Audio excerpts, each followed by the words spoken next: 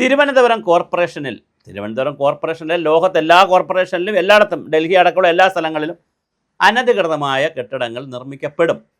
സ്വാഭാവികമായിട്ട് കുറേ പുതിയ കെട്ടിടങ്ങളൊക്കെ നിർമ്മിക്കപ്പെടും. എല്ലായിടത്തും ഉള്ളതാണ്. അതൊക്കെ ഇതിൻ്റെ ഭാഗമാണ്. As A part of development ഇതെല്ലാം വരും.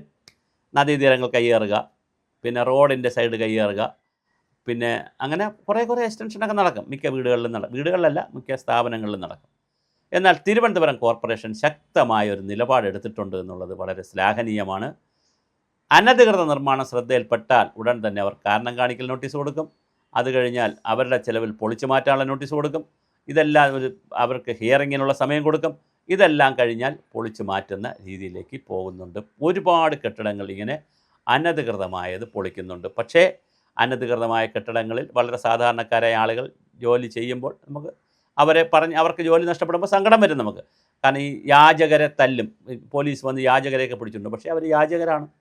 പക്ഷേ യാചകരുടെ പേരിൽ ബിനാമികളും മറ്റു കാര്യങ്ങളും ഉണ്ടുതാനും. അതൊരു വളരെ കോംപ്ലക്സ് ആണ് സൊസൈറ്റി. അപ്പോൾ ഈ പറഞ്ഞ പോലെ വലിയ മുതലാളി ബിനാമിയായി നിന്നുകൊണ്ട് സാധാരണക്കാർക്ക് കടവച്ച് കൊടുത്ത്, അനധികൃതമായി കടവച്ച് കൊടുത്ത് അവരെ ഇരുത്തി അവരുടെ കെയർ ഓഫിൽ മുതലാളി വളരും. പിടിക്കാൻ വന്നാൽ ഇവരെ ഇറക്കി വിടാനും പറ്റുന്നില്ല. രാഷ്ട്രീയ നേതൃത്വത്തിന് ഇവർ സാധുക്കളാണ്, ഇരിക്കുന്ന സാധുക്കളാണ്.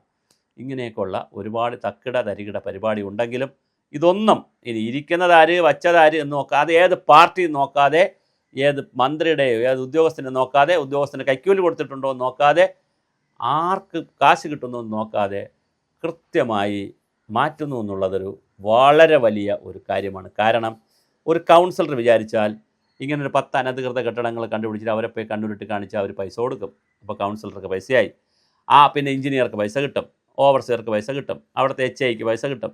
ഇതിൽ ചെറിയ പൈസ കോർപ്പറേഷന് സെക്രട്ടറിക്ക് വേണമെങ്കിൽ കൊടുക്കാം, അല്ലെങ്കിൽ മേയർക്ക് കൊടുക്കാം, ഡെപ്യൂട്ടി മേയർക്ക് കൊടുക്കാം, സ്റ്റാൻഡിംഗ് കമ്മിറ്റി ചെയർമാൻമാർക്ക് കൊടുക്കാം.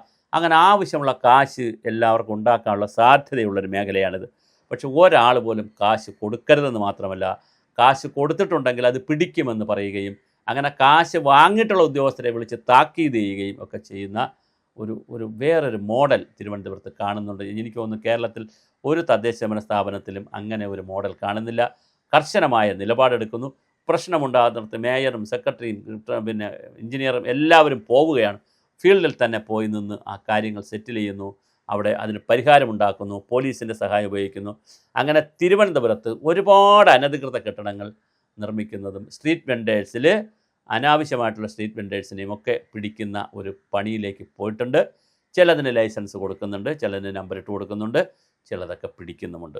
ഇതിനൊരു പാറ്റേൺ കൊണ്ടുവരേണ്ട സമയമായി. തിരുവനന്തപുരത്ത് 2, 3, 4, 5, 10 കേന്ദ്രങ്ങളിൽ ഫുഡ് കോർട്ടുകൾ കൊണ്ടുവന്ന് ഈ സ്ഥാപനങ്ങൾക്കെല്ലാം അവിടെ വന്ന് ഫുഡ് കൊടുക്കാൻ ഒരു പാർക്കിംഗ് സൗകര്യം കൂടെയൊക്കെ ഉണ്ടെങ്കിൽ വെൽ ആൻഡ് ഗുഡ്. ഇപ്പോൾ കേശവദാസ പുരമല, പരുത്തിപ്പാറ ഭാഗം, ഉള്ളൂർ ഭാഗം, പാളയം, പിന്നെ അത് കഴിഞ്ഞാൽ വഴുതക്കാട് ഭാഗം, ഈസ്റ്റ് ഫോർട്ടിൻ്റെ മണക്കാട്, ഇങ്ങനെ ഒരു 6-7 പോയിൻറ്റുകൾ, കഴക്കൂട്ടം, ടെക്നോ പാർക്ക്, ഇങ്ങനെ 7-8 പോയിൻറ്റുകളിൽ കൃത്യമായ ഫുഡ് കോർട്ടുകൾ വന്നു കഴിഞ്ഞാൽ ആളുകൾ അവിടെ ഉള്ളവർക്ക് തന്നെ കൊടുത്താൽ മതി, ചെയ്യുന്നവർക്ക് തന്നെ, അല്ല വെളിയിൽ നിന്ന് ആരെയും കൊണ്ട് വെക്കണമെന്നല്ല പറഞ്ഞു.